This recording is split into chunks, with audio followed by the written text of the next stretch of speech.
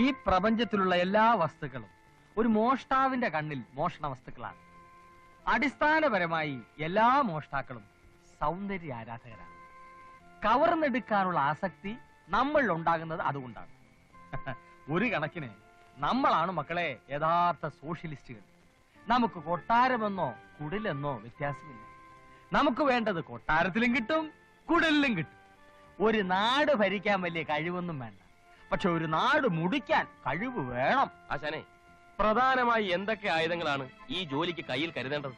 കല്ല്, കത്തി, കമ്പി, ചുറ്റിക, ഇഷ്ടിക, കോരിക, പല്ല്, പുല്ല്, എല്ല്, എന്തിന് ഒരു കഷ്ണം നൂല്, ഒരു സൂചി പോലും നമുക്ക് ആയുധങ്ങളാണ്.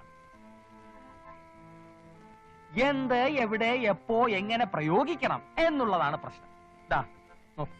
ഇതെന്താണ്? ബ്ലേഡ്. ക്ഷൗരം നടത്തിയിട്ട് വേണോ ഈ പണിക്കിറങ്ങാൻ? താടി മുഖേന പിടികൊടുക്കാതിരിക്കാൻ മുഖക്ഷൗരം അത്യാവശ്യമാണ്. ഇത് വലിയൊരു ബ്ലേഡിന്റെ ചെറിയ ചെറിയ കഷ്ണങ്ങളാണ്. ഇതിലൊരു നിസാര വസ്തുവായി കാണരുത്. ലക്ഷം രൂപ സൂക്ഷിച്ചു വെച്ചിട്ടുള്ള ഒരു തുകൽ സഞ്ചി അറുത്ത് കീറാൻ ഇവനൊരു കഷ്ണം മതി. ഇതിനെ ഇങ്ങനെ വിരലുകൾക്കിടയിൽ ഒളിപ്പിച്ചു വെക്കണം. കണ്ടോ, ഒരേ ഒരു തലോടൽ, സംഗതി ക്ലീൻ. നിരന്തരമായ പരിശീലനം ഇതിനാവശ്യമാണ്. ഏകാഗ്രത കൈവെടിയരുത്. മോഷണം ഒരു കലയാണ്, ശാസ്ത്രമാണ്. ശക്തിയല്ല, ബുദ്ധിയാണ് ഈ ശാസ്ത്രത്തിന്റെ അടിസ്ഥാന ശില. മോഷ്ടിക്കപ്പെടേണ്ട ആളെ തിരഞ്ഞെടുക്കുന്നതിന് നമ്മൾ അവന്റെ മനസ്സറിഞ്ഞിരിക്കണം. ആകാശം നോക്കി നടക്കുന്നവൻ, ഭൂമി നോക്കി നടക്കുന്നവൻ, പകൽക്കിരാവ് കാണുന്നവൻ, പെണ്ണുങ്ങളുടെ വായി നോക്കി നടക്കുന്നവൻ, ഇങ്ങനെയുള്ളവരെ വേണം നമ്മൾ തിരഞ്ഞെടുക്കാൻ. അവർ കാശ് കൊണ്ട് നടക്കുന്നവരാണോ എന്ന് നമ്മൾ അറിയണം. അതെങ്ങനെ നമ്മൾ അറിയും? അത് നമ്മൾ ആളുകളെ വിളിച്ചു നിർത്തി നിങ്ങളുടെ കയ്യിൽ കാശുണ്ടോ എന്ന് ചോദിച്ചാൽ മതി. എവിടുന്നാണ് വരുന്നത് കഴുത ബുദ്ധിയില്ലാതെ? Silence please. മോഷ്ടാക്കൾക്ക് ഡിസിപ്ലിൻ അത്യാവശ്യമാണ്. നമ്മുടെ ജന്മശത്രുക്കൾ പോലീസാണ്. അബദ്ധവശാൽ പോലീസിന്റെ പിടിയിലെങ്ങാൻ പെട്ടുപോയാൽ നമ്മൾ അതിവിനയ കുനിയന്മാരായി അഭിനയിക്കുക. മറിച്ച് ആക്രമികൾ മറ്റു വല്ലവരുമാണെങ്കിൽ ഈ ബ്ലേഡിന്റെ കഷ്ണങ്ങൾ വായ്ക്കകത്താക്കി വെച്ച് ആക്രമിയുടെ നേർക്ക് ശക്തിയെ തുപ്പുക. അവന്റെ മൂക്കും കണ്ണും ഒക്കെ കീറി അതോടെ അവൻ ഔട്ട്. അപ്പോ ഒറ്റ തുപ്പിന് ഈ ബ്ലേഡ് കഷ്ണങ്ങൾ പുറത്തേക്ക് വന്നില്ലെങ്കിലും ഒഴുകിക്കളയ, അതോടെ നീ ഔട്ട്. മോഷണം നടത്തുന്നതിനിടയിൽ ആകസ്മികമായി ആക്രമണം ഉണ്ടാക്കാൻ ഇടയുണ്ട്. കയ്യിൽ അപ്പ കിട്ടുന്ന സാധനങ്ങൾ ഉപയോഗിച്ചായിരിക്കും ആക്രമണം നടത്തുക. ഏത് തരം ആക്രമണം ഉണ്ടായാലും അതിൽ നിന്നും ഒഴിഞ്ഞു മാറി സ്വന്തം തടി രക്ഷിക്കാൻ നമ്മൾ ബാധ്യസ്ഥരാണ്. അടിച്ചോളൂ, ഞാൻ ഒഴിഞ്ഞു മാറി കാണിച്ചു തരാം. വേഗമാകട്ടെ. പരാക്രമത്തോടുകൂടി ആക്രമിക്കണം.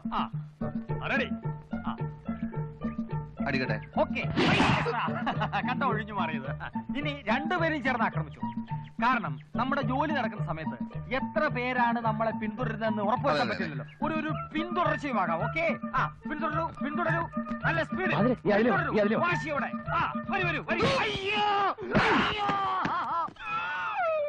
എവിടെ നോക്കിയാണ് അടിച്ചത്? അല്ല, ആശ ഒഴിഞ്ഞു മാറുമെന്ന് പറഞ്ഞു. നിന്നോട് എതിരെ ആര് പറഞ്ഞടാ? ചെറിയൊരു ഗ്രാമമായതുകൊണ്ട് മോഷണത്തിനുള്ള സാധ്യത വളരെ കുറവാണ്. എങ്കിലും ഉള്ള സൗകര്യങ്ങളൊക്കെ അവർ തികച്ചും പ്രയോജനപ്പെടുത്തി വന്നു. അരുമ ശിഷ്യന്മാരെ, നിങ്ങളെ വിശ്വസിച്ച് ഗുരു താഴോട്ട് വരികയാണ്. കൈവിടരുത്. തോമാ, ഡ്രയർ തങ്കപ്പ, അരിയും പഞ്ചസാര അടിച്ചു മാറ്റാം. ഗുരു, പരമദ്രോഹികൾ മേശ ഡ്രയർ ഊരിക്കൊണ്ടുപോയി. എന്തുവാടാ? സ്റ്റേഷനറി. അയ്യോ, മറിയില്ല, മറിയില്ല. പഞ്ചസാര ഇവിടെ ഉണ്ട്, ഇഞ്ഞു വാ. തങ്കപ്പ, ചാക്ക് ഇങ്ങോട്ട് കൊണ്ടുവാ.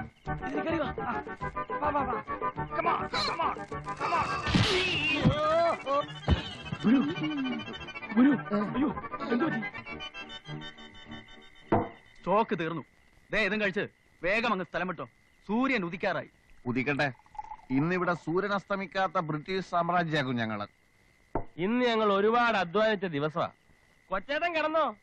ഞങ്ങൾ ഇതെല്ലാം ഭംഗിയായിട്ട് കഴിച്ച് കാശ് ഇവിടെ വെച്ചിട്ട് ബാതിലിയാരിപ്പൊക്കൊള്ളാം. ഫസ്റ്റ് പുള്ളികള് വിശ്വസിച്ചേൽപ്പിക്കാം.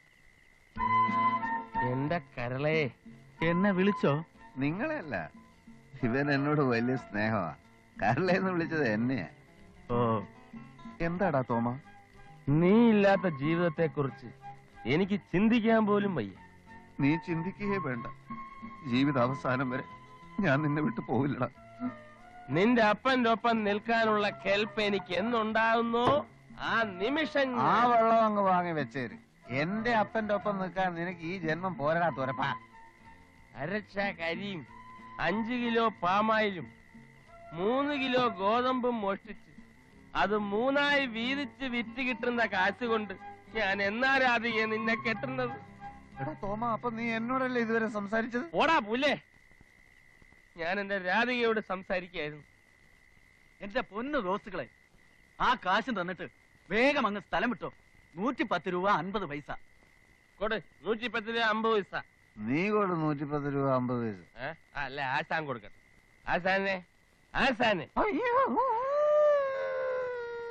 തരം കേട്ട് തരം കേട്ട്. ഇനി 2 ദിവസം കഴിഞ്ഞിട്ട് നോക്കിയാ മതി. Full fit. അപ്പൊ ഞങ്ങൾ എന്നാ ഇറങ്ങട്ടെ. അപ്പൊ എന്റെ കാശ്? കാശല്ലേ ഈ ഇരിക്കുന്നത്. സർക്കാർ 5000 രൂപ വില പറഞ്ഞ ഉരുപ്പടിയായത്. കാലത്ത് പിടിച്ചു കൊടുത്ത അപ്പൊ കിട്ടും രൂപ 5000. 110 രൂപ 50 പൈസ അഴിച്ചു. ബാക്കി 4889 രൂപ 50 പൈസ നാളെ ഞങ്ങൾക്ക് തന്നേക്കണം. തന്നില്ലെങ്കിൽ ഒരനാഥ പ്രേതം പുളിങ്കുന്ന് പുഴയിൽ പൊങ്ങിക്കിടക്കും. അതിനിടയാക്കരുതേ കൊച്ചേട്ടാ. Good night. എന്റെ കർത്താവേ.